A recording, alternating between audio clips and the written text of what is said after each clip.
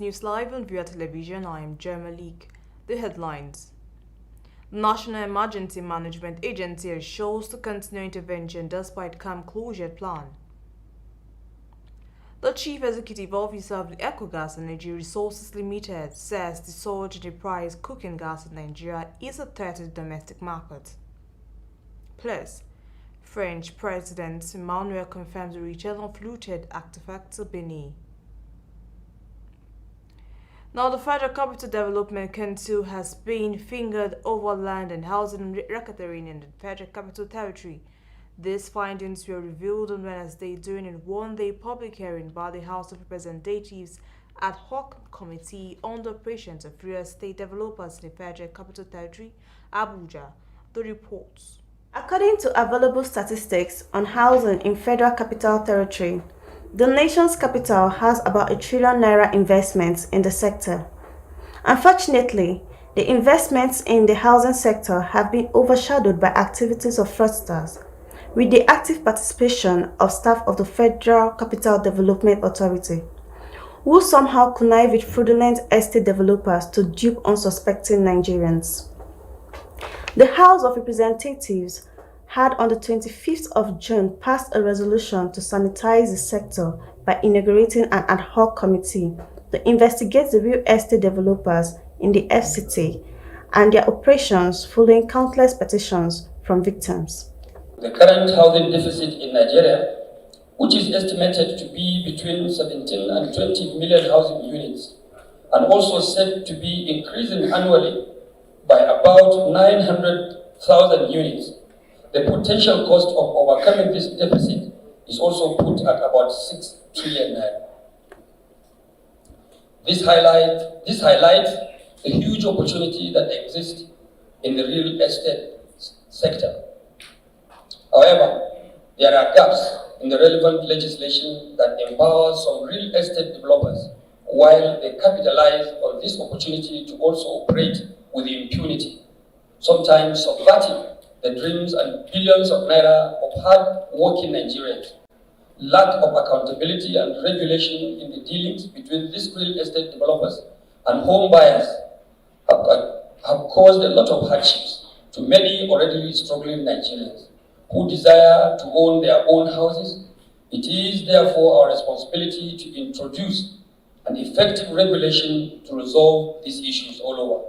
Work with relevant stakeholders and ministries, departments and agencies of government towards formulating laws, issuing guidelines or other appropriate legislation and regulations for more than ₦1 trillion sector. Liaise with relevant NDAs to revisit the issue of compiling a database on property transactions and newly approved developments, while also ensuring that real estate developers are duly licensed before engaging in the practice. The Chairman Independent Corrupt Practices and Other Related Offences Commission, who through the petitions before the Commission and the EFCC singled out some unscrupulous FCDA staff who aid the fraudsters with classified documents to perpetrate the wholesome practice. Efforts should be made towards improving transparency in mass housing projects by providing workable evaluation mechanisms to eliminate corruption generally that dog these schemes. Government should, and as I've said earlier on, at least the current minister has made the effort towards creating data banks of stakeholder experiences, information sharing, in order to educate people who aspire to own land and to facilitate quicker assimilation and dissemination of best practices among stakeholders, while also ensuring that identified critical success factors are adequately considered.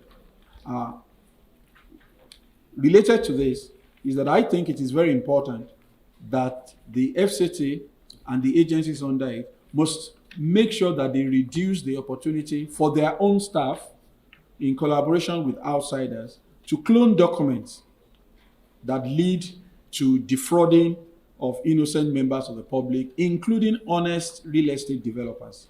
Because we have a number of cases whereby the original of certificates of occupancy or land title documents are released to fraudsters and criminals temporarily in order to deceive investors. And after that deceit is effected, the documents are returned to the file.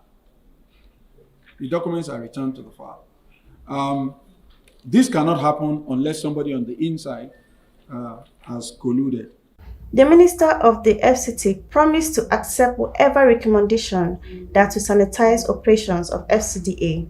I hope the public hearing today will be able to look at all these issues across the entire value chain, including all the issues raised by the chairman of ICPC, so that at the end of the day, the committee will guide us through its robust conclusion of the discussions here, so that I think ultimately the whole objective is a way forward, so that we do not lose track of the real reason why the entire policy of mass housing was initiated by my predecessors, because I think it's still a very good policy.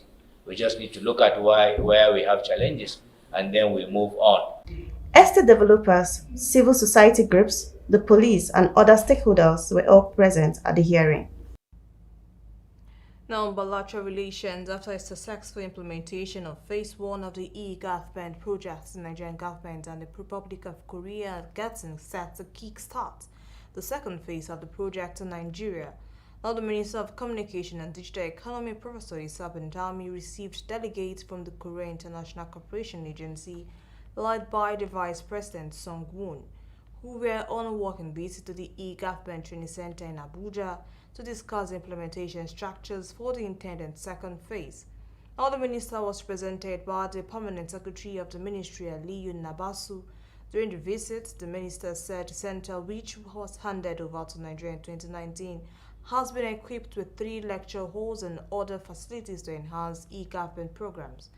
Now, the Department for E-Government and Development was established in 2017, National Information and Technology Development Agency, which was to primarily facilitate digital transformation in the public sector. It is also saddled that the responsibility of enhancing and enabling ICT regulatory environment that is highly friendly to indigenous ICT growth, foreign investment, and the general ICT industry development in Nigeria. Now, the Minister of the Federal Capital Territory, Mohammed Bello, on Thursday in Abuja, urged Nigerians to stand firm against forces out of disintegrate the country. Bello gave the advice in a message he sent to an exhibition and symposium to mark Nigeria's 64th independence anniversary, organized by FCT Archives and History Bureau. Bello's message was delivered by Damu, Director Office of the Minister. The Minister also enjoined Nigerians to follow the footsteps of heroes who stood firm in the face of colonialism and oppression to lay the first stone upon which the country stands. He explained that the ideals of Nigerian unity were mooted and exemplified by the founding fathers, and over the years he had propelled the country to greatness. Bello reminded Nigerians that the FCT was also built on the ideals of unity and the vision of the nation's founding fathers as a territory that every Nigerian could call home. Earlier, the director of the Bureau, Peter Chukwueliku, stressed the need for proper records keeping and management. Now, Chukwueliku explained that the event was one of the series of annual symposia and exhibition organized by the Bureau. Now, let's take it to Taraba State, where Governor Darius Ishaku has received a letter from the Coalition of Southern Taraban Youth and Women asking him to contest 2023 senatorial seats. Presented the letter to the Government House, Jalingo, leader of the team, who was the member representing IB State constituency, said the call was necessary based on the achievement recorded by Governor Darius Ishaku in the state. The reports. The governor expressed happiness that people of the state are appreciative of what he has done, promising to do more before the end of his tenure. He described leadership as a call to serve the people, emphasizing that people of Southern Taraba will continue to enjoy his selfless leadership style if God permits. Governor Darius Ishaku thanked Tarabans for their support over the years, which has enabled him to succeed in piloting affairs of the state. The governor also appreciated the coalition of women and youths from the Southern Zone for calling on him to contest the senatorial seat of the zone, promising to consider their call in the positive. By the grace of God, I will consider what you have asked positively. I agree because I think that we need those who will continue to sacrifice to guide the youth, women, and our brothers and sisters in the state. Commenting, chairman of the People's Democratic Party in the state, Ntala Agbokef, has told the governor that the bold initiatives of the women and youth group was the reason behind their acceptance. This group that you are seeing here today are Women and Youth Coalition for DDI 2023. I'm here with the State Working Committee because we received this group together. Leader of the group, who is the member representing Ibi State Constituency, Ibrahim Lawal, had earlier vowed the group position to buy a nomination form for the governor to contest the senatorial seat. The legislator hinged their stance on improvement in security in southern Taraba under the leadership of Governor Ishaku, provision of water, construction of roads, and others. Before the southern zone was set ablaze, we cannot even sit in one place to chat with one another or one tribe to talk with another tribe. But now we are sleeping with two eyes up because you have cleared the ground and all people are seated, they are farming, they are all doing what we are supposed to do. On his part, the public relations officer of the People's Democratic Party, Tarang Irame, told the governor that people from the 52 wards from southern Taraba were the ones that are in support of his senatorial ambition. PDP State Working Committee members, critical stakeholders from southern Taraba, members of the State House of Assembly, and others attended the function. Linda Guana, VIEWERTV News, Jalingo.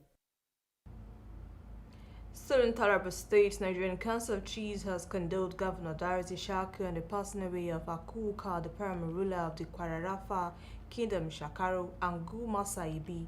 A delegation led by the Emir of Fika Yobe State, Muhammad Abali, who paid a condolence visit to the governor at the government house, Jalingo, said the late monarch was a father figure to all the chiefs in the country. The reports. The emir stated that Akuka was one of the oldest chiefs in Nigeria after ruling the Kwararafa Kingdom for 45 years. The emir called on Governor Darius Ishaku to assist on reviving some traditions of the kingdom that has gone into extinction for all Kwararafa descendants to have a stake mostly in the appointment of the new Akuka. Leader of the delegation disclosed that he was sent by the Sultan of Sokoto, Muhammad Sa'ad Abubakar, in consonance with the Oni of Ife, Oba Adeyeye Eniton Ogunwusi, to pay the condolence visit. We're here to condole Your Excellency and the whole Taraba State on this great loss of Akuka of Ukari. It's a great loss. The Akuka was a symbol of stability to the council. He has been on the throne for over almost 5 decades. And happened to be one of the oldest serving monarchs in the north, if not the country. He has been a father figure, he has given fatherly advice and wise counsel, and has contributed immensely to the stability and development and unity of the council. Responding, Governor Darius Ishaku thanked the Sultan of Sokoto for sending the high-powered delegation to condole him and people of the state over the death of Akuka Shekaru and Guma Saibi II. The governor again described the deceased monarch as a man of peace who had worked hard to give useful advice on how to sustain peace and tolerance in his domain. He assured the National Council of Chiefs that the new Akuka and government will ensure that all Kwararafa descendants are linked up for proper identity. We thank you most sincerely. We thank our royal fathers, the chairman of the traditional rulers of Nigeria, His Eminence, the Sultan of Sokoto, whom we all respect highly, for sending this powerful delegation to Taraba State to commensurate with us. And incidentally sending our own, not the Kwararafa. Indeed, highly honored. Thank you for this honor done to our beloved Akuka. Akuka was an embodiment of wisdom, as you rightly pointed out. He has also served the Kororafa Kingdom and our people very well. Leader of the delegation, Emir Africa, presented condolence letter to the governor on behalf of the Nigeria Council of Chiefs. Linda Guana, VIEWERTV News, Jalingo.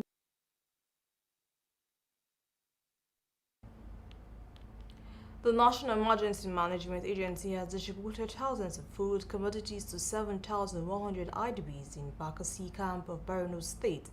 The routine distribution of the relief material supervised by the zonal coordinator said it's part of the federal government's continuous intervention for displaced persons living in Bakassi camp, which hosts victims of insurgency from Benishik, Manok and Jankana. The zonal coordinator Lydia Wagami said NEMA will still support the displaced persons despite the state government plan to close all IDP camps by December 31st. We are giving out 10 kg of rice, maize, beans, and condiments, and likes of vegetable oil, seasoning, tin tomato, and then salt. I won't tell you that we're not in picture of the returns that the state government is doing, because we even belong to some of the committees for the returns and relocation of IDPs. And last week, my DG was around. And he talked at length with the state governor. The state governor pleaded for the assistance to be even extended to them wherever they are going to be relocated to for a specific number of time, pending when they will be able to stand on themselves. When NEWSLIVE returns, the Speaker, Plateau House of Assembly, Aboka Yuba, has been impeached by 8 of the 24 members of the legislature. Details of these and more comes to you right after the break.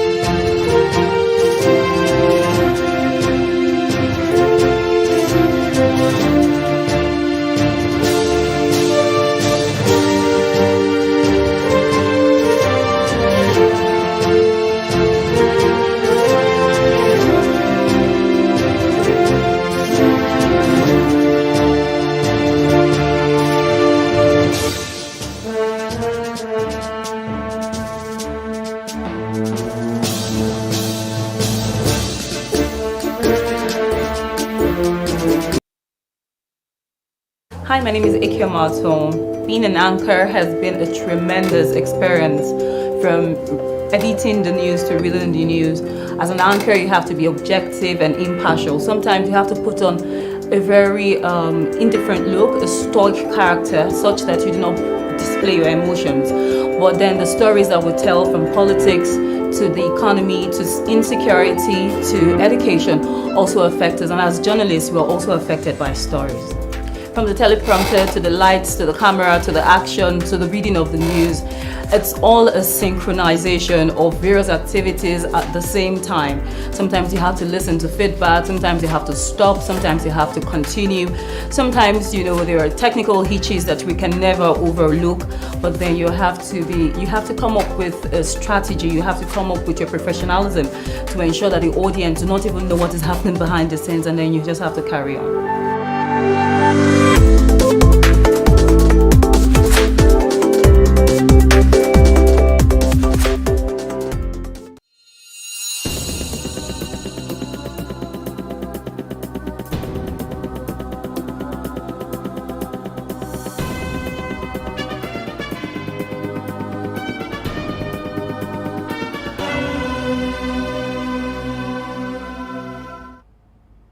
Welcome back if you're just joining us. This is NEWSLIVE and Viewer Television. A recap of our top stories. The National Emergency Management Agency has chose to continue intervention despite Camp Closure plan. The Chief Executive Officer of Ecogas Energy Resources Limited says the surge in the price cooking gas in Nigeria has attracted domestic markets. French President Emmanuel Macron confirms the return of looted artifacts to Benin. Now, a group of concerned youth in Bauchi have called on the Nigerian leaders to give them the opportunity to develop their capacities through balanced education and exposure, skills acquisition and entrepreneurship, which according to them will help reduce idleness among youth and keep them from being involved in crimes and other activities that are counterproductive in nation building. The youth who stated this while distributing food items to some individuals in Bauchi as a way of identifying with them and easing the hardship being encountered as a result of the tough economic conditions, says it is high time the youth should wake up and see themselves as potential leaders of tomorrow. About to State correspondent Hawa Hassan completes the story.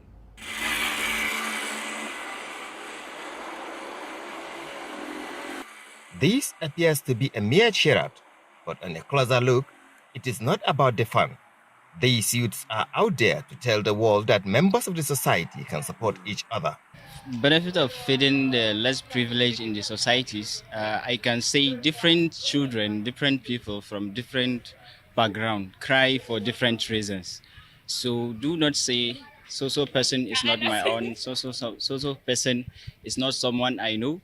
So you get to help whoever is closer to you, whoever you know needs help, you help him.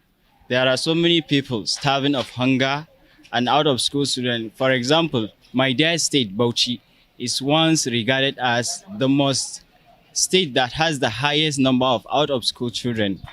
I'm doing this to be like the giver never lack. If you give, you will not lack. The more you give, the more you get.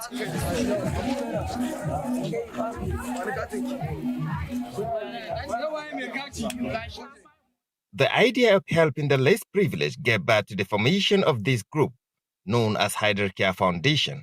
The foundation is home to mostly undergraduate youths below the age of 25 who raise funds within themselves to achieve the goals of helping humanity. Ibrahim Tama is a member of this foundation.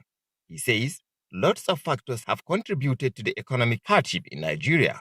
That the civilian-led Fourth Republic itself has failed to improve the living standard of the average Nigerians. Bedoubled with unemployment, inflation and corruption, Nigeria is presently one of the world's most impoverished countries. It is further plagued with insecurity in the forms of terrorism, kidnapping, armed robbery and violent conflicts. In the political sphere, election fraud and gross indiscipline are pervasive. Moreover, the presence of incompetent, unpatriotic and corrupt leaders has hindered development of politics in Nigeria. Tama believes if the youth are given the opportunity to develop their capacity and be part of the decision-making, the country will be better. The youth should be made relevant and involved in leadership at different levels of government. So we must moderate our demands on our youth and as well condition their behaviors in line with our cultural values. The youth of today must not fail this nation. As long as if the youth are educated on politics adequately, empowered economically and as well develop for themselves a mental orientation of creativity required to become self-reliant rather than playing stooges to the elite class, the quest to attain national development remains a mirage. Founder of the foundation, Engineer Aliu Munkala, says the smiles on the faces of beneficiaries encourages members of the foundation to do more, which they committed to, and ultimately building a better Nigeria one step at a time. Awal Hassan, VIEWERTV News, Bauchi. Now let's take it to Plateau State, where the Speaker, Plateau House of Assembly Abo Kayuba, has been impeached by 8 out of 24 members of the legislature. The unusual sitting on Thursday morning, presided by the Deputy Speaker Saleh, elected Yakubu Sanda as the new Speaker. The lawmakers attempted to impeach the Speaker on Wednesday night but could not succeed and returned on Thursday morning. Nambo Daniel Lantang, North Central, had said that the impeachment would not hold because it did not follow House rules of impeachment on Speaker and Deputy Speaker. The group said it has submitted a petition to the Economic and Financial Crimes Commission against the Speaker, accusing him of several allegations, including abuse of office and financial misappropriation. Now, the group also demanded that the Speaker should immediately step down from his position pending the completion of investigation. The Nigerian Police Force has announced that a computer-based test for candidates who were shortlisted in 2020 recruitment exercise will hold on Friday and Saturday. Force Public Relations Officer for Lagos State Police Command, CSP Adekunle, disclosed this in a statement on Thursday. All candidates are to further note that the exercise is free. Therefore, they are not expected to pay money to anybody under whatever guise. Also, candidates are warned against examination malpractice, as any infraction will attract severe penalties. Now, the Abia State High Court has fixed November 2nd for the hearing of fundamental rights suit filed by leader of the indigenous people of Biafra, Nnamdi Kanu. Nnamdi Kanu's lawyer, Aloy Ejimako, made this known in a press statement on Thursday. The lawyer had, on August 27, 2021, filed a case demanding that the federal government return successionists to Kenya, where he was adopted. He also demanded 5 billion naira from the government over alleged gross violation of Kanu's fundamental rights. At the last hearing of the matter on September 21, 2021, the vacation judge had made a ruling transferring the case to the Chief Judge of Abia State High Court for assignment.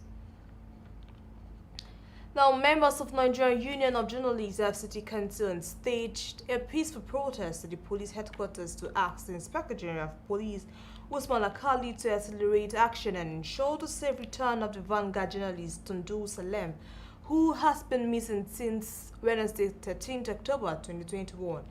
The journalist, dressed in black, carrying placards with different inscriptions, and in quote, "An officer not free," told today, "Journalism is not a crime. Free the press." The chairman of the council, Emmanuel Beche, who submitted a formal petition on behalf of the union, called on the Inspector General of Police to step up intelligence and investigation to unravel the mysterious disappearance of the journalist. Responding, the police force spokesman Frank Mba showed that the force is working round the clock and will be carrying out a confidential investigation and report back. Now, a tourism professional, Nana Yakubu, has called on the federal government to make the study of tourism a compulsory subject in schools to enhance the benefit. Yakubu made this call at an official book launch titled Introduction to Tourism Studies for Schools and College in Abuja. She says the book is inspired to help the Nigerian children understand the country's tourism so as to benefit from the industry. Dr. Taiwo, the book reviewer, notes that the study of tourism in schools and colleges would certainly add value to knowledge. And Nigerian tourism. This will further sway them towards making good decisions for the industry in future. It is believed that when we catch them young, we get them better when they are grown up and more matured with experience. The book Introduction to Tourism Study for Schools and Colleges will certainly add value to knowledge. I also believe that it will enrich our knowledge and enhance our understanding of Nigeria tourism space. Additionally, it will go a long way at raising the consciousness of tourism in the minds of the senior secondary school students for which the book is purposely written, and because they are youths of today and they are leaders of tomorrow. I therefore recommend this book not only to the secondary school students, but also to tourism administrators, tourism establishments, colleges, institutes, the general public, and professionals in the industry. As tourism grows through her enormous contributions, it has become necessary that the general populace should understand that tourism is all about to be able to queue for maximum benefit. This book therefore provides insight to the correct processes of tourism development, to study of tourism in the nation's secondary schools and colleges. This book will no doubt bring improvement to tourism studies. The benefits, no doubt, will be felt at every level of the diverse sectors of our economy. Youth unemployment rate in Nigeria increased to 53.47% in the fourth quarter of 2020 from 40.8% in the second quarter of 2020. Now, despite this and the deliberates and business climb in Nigeria, thousands of young people continue to strive as entrepreneurs by sheer grit and persistence. Such is the story of a young man who is defying all the odds by sticking to the business of making shoes in Nigeria's capital city, Abuja. The reports. Shoes are worn on the feet, which typically serve the purpose of protection against the adversities of the environment, such as the ground texture and temperature. Shoes, therefore, primarily serve the purpose to ease locomotion and to prevent injuries on the feet. Here, we have a shoemaker in Gwarimpa who earns a living from his trade. The shoemaking industry has also provided jobs for a lot of enterprising youths in Nigeria. Elijah Eric is 25-year-old and hails from Taraba State. He studied footwear manufacturing from the Nigerian Institute of Leather and Science Technology, Samaru, Zaria. He now makes a living making shoes. I'm Eric Elijah by name, 25 years old, and I'm from Taraba State. Probably I started this business years ago, now it's over 4 years. But me relocating to here, this is just my 4th month here.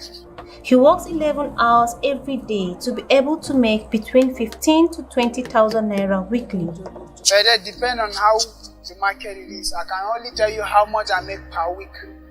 You understand? Approximately per week I earn like 15 or 20,000 naira. It takes him about 6 hours to make a pair of cover shoes, while an hour is enough to make sandals. If I'm making a pair of cover shoes, I do spend like 5 to 6 hours. If I'm making a palms, I do spend like 1 to 2 hours to make a palm slippers.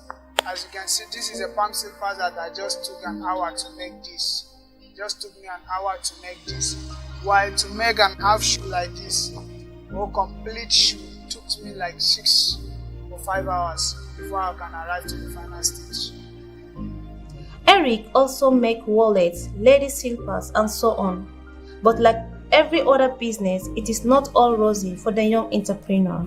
Yeah, I do make male shoe and female shoe. Anything pertaining leather, I make wallets, I make watch, I make high heel, and I make slippers for ladies too. Eric believes young people should embrace entrepreneurship because there is dignity in labor. Because strength I'm facing now in this business is lack of machine equipment. And how the country is moving, things are cost in market. Before you can purchase your material, you spend like more than the half of the money that you have to sell the shoe.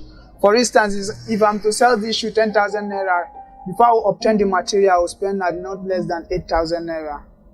I always tell my fellow youth that no matter what you're facing, the challenges you face, you cannot fold your hand and just keep watching the country, how it's going. No matter how, you must have to engage yourself as a youth in handwork, in any crafting, that you have passion in learning it or in doing it. So any other time I met my fellow colleagues, youth, I do tell them, create a passion or create a vacuum in your heart to accommodate what you can put your hand in order to make profit and in order to advance the country, Nigeria itself. These are my advice that I normally give youths of the country.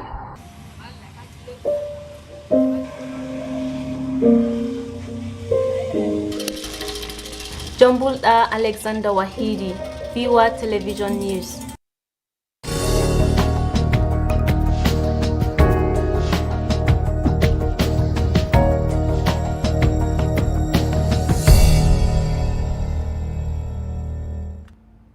Now let's take a look at what's happening in the world of business. The World Bank has said it disagrees with the Central Bank of Nigeria and how it is going about to achieve its price stabilization objective. The country director for Nigeria World Bank, Shuben, said this in an exclusive interview. He said although the World Bank aligned with CBN on the need to achieve price stability as one of its core mandates, it's divided on the method and choice of policies in achieving this. Now, Chahuri said the Enaira should be allowed to respond to real prejudice instead of the CBN trying to bottle up the prejudice. Chahuri describes the structure of the Nigerian FX market as complicated. Now, he said having a more predictable, clear mechanism for the FX market would help in restoring and enhancing the confidence in the markets. Now, the Petroleum Product Marketing Company, a subsidiary of the Nigerian National Petroleum Corporation, has said the annual subsidy of premium motor spirit will rise to 3 trillion naira if the current market realities persist. Now, the Managing Director of PPMC, Shaku Abdullahi, said these at the panel section during the 15th OTL African Downstream Week 2021 in Lagos. On October 12th, the sharp rise in global oil prices to record highs had pushed the subsidy cost being called by the federal government to 8.28 billion naira daily. The subsidy, which the NPC prefers to call value shortfall, or on the recovery, resurfaced in general this year as the government left the pump price of petrol unchanged at 162 minus 165 naira per litre, despite the increase in oil prices. The federal government had in March 2020 removed petrol subsidy after reducing the pump price of the product to 125 naira per litre from 145 naira following the crash in oil prices. Now, the NNPC, which has been the sole importer of petrol into the country in recent years, has been bearing the subsidy cost since it resurfaced. Now, Isiaku said with the rehabilitation of the country's refineries and the construction of condensate refineries as well as the Dangote refinery, the Nigerian fuels market will transform from import dependent to a net exporter by 2024. Now, moving about to price hike, the Chief Executive Officer of Ecogas Energy Resources Limited, Shina Luwonye, has said the surge in the price of liquefied petrol gas in Nigeria is a threat to the domestic market, which has seen significant growth in consumption in recent years. Luwoye attributed the price hike in the introduction of 7.5% value-added tax on imported LPG, the devaluation of the naira, and the scarcity of dollars. He said at a press briefing that Ecogas had steadily pursued LPG adoption and penetration within the localities of its gas refilling plants, as well as cost-cutting measures aimed at making the products more available and affordable. Luweru said the ability to import LPG into the country was being limited by foreign exchange scarcity. Now, the Managing Director, International Monetary Fund, Kristalina Georgievna, has challenged G2O leaders to assume a leadership role in sharing vaccine doses, help developing countries financially, and commit to reaching net zero carbon emissions by the middle of this century.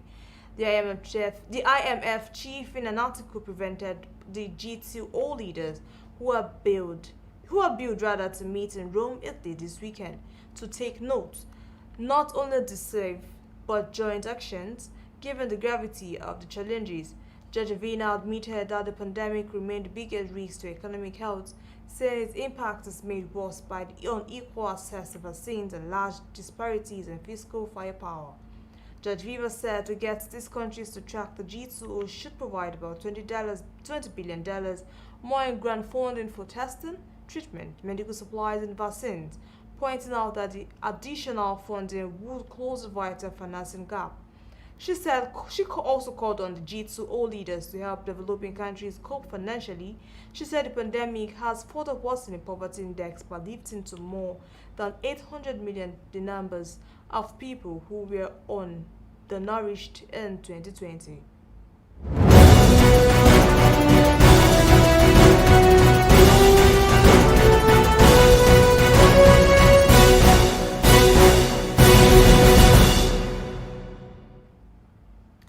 Now, the United Nations Special Report of Unilateral Coercive Measures at Lana Doha has called for the lifting of unilateral Western sanctions against Zimbabwe and called for dialogue among key stakeholders.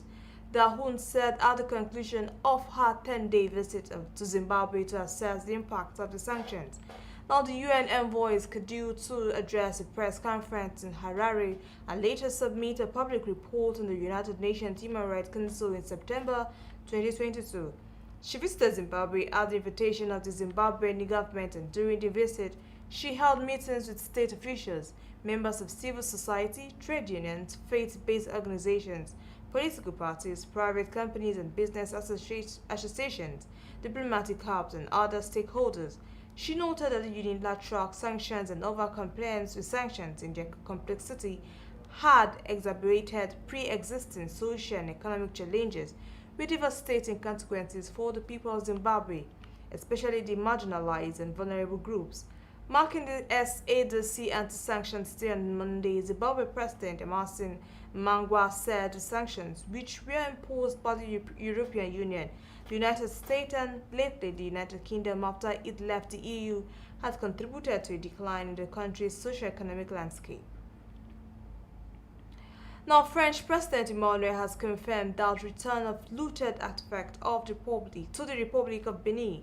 The president was a special guest at the ceremony marking the return of the 26 items known as the Abome treasures. They were pilfered from the African nation by the French army 129 years ago. During the ceremony, the wooden anthropomorphic statues, royal thrones, and sacred altars were displayed for the last Museum du Quai Branly, Jacques Chirac, before they were liberated in November. Macron remarked that the return of the items to their country of origin represented a moment of unity between the two nations. The treasure's new home will be a museum in the city of Abome, which has been partly funded by the French government. It will be recalled that the British government is also set to return all stolen artifacts to Nigeria. C'est tout un programme de coopération qui doit permettre de renforcer nos liens, de créer de nouvelles opportunités d'échange. And last on COVID-19 surge, Russia has reported 36,582 new COVID-19 cases over the past 24 hours. The official monitoring and response center said the nationwide death toll grew by 1,123, the highest daily rise since the start of the pandemic, to 233,898. The numbers of recoveries increased by 29,151 to 7,242,735. Now, Moscow, Russia's worst hit region, reported 5,789 new cases, taking its total to 1,786,570. Now, Russia has reported record numbers of daily coronavirus cases and deaths as Moscow shut down non-essential services for 11 days to combat the surge in infections. Пока все не вакцинируются, как было в Европе. Жестко сидеть, пока все не вакцинируются, а потом уже отпускать. Потому что иначе это немного бессмысленно.